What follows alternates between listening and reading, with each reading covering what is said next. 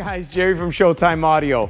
I got my boy Tito's beautiful RS5 in for a full alarm remote start igla pin code package. So we did the works to this car. So right now there's a big threat in Chicago where they're stealing all the high-end vehicles, especially this is an RS, so big motor cars, and he doesn't want it to go away, so we're gonna protect it instead of waiting till after it gets stolen and then trying to protect it after the fact, right? So he did the CompuStar full blown. So this is the T13, which is the top of the line remote. So lock, unlock, and then you can also start it from the fob itself. Show you that. So you hold down that button, chirps, second, boom, right? So the car starts. And then it lets you know on the fob that it's running and it shows you how long it's running for, right?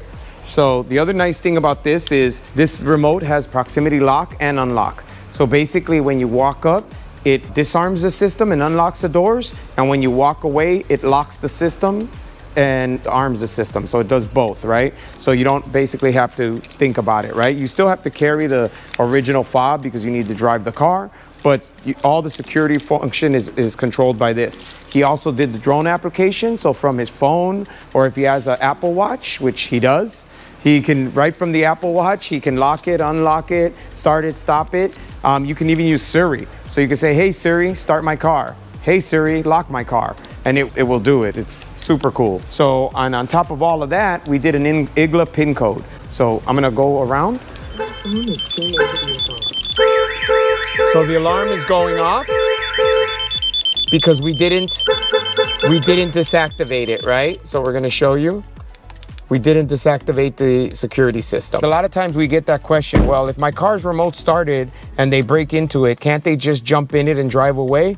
Well, we just showed you, no, you can't. Even though the door was unlocked, but the system was armed, when we opened the door, the car died, okay? And the alarm went off. So you're protected. Now we're gonna show you the PIN code.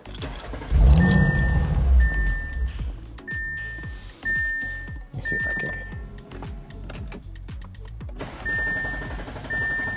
See, no, it's the PIN code. So on this particular vehicle, it will let you start the vehicle and then it shuts off immediately. And if you try to restart, it will just crank, right? So now I'm gonna shut it off. And I did that just to show you how it works, right? So we're gonna turn the key on. I'm gonna put the PIN code in. And then we're gonna get 2 chirps.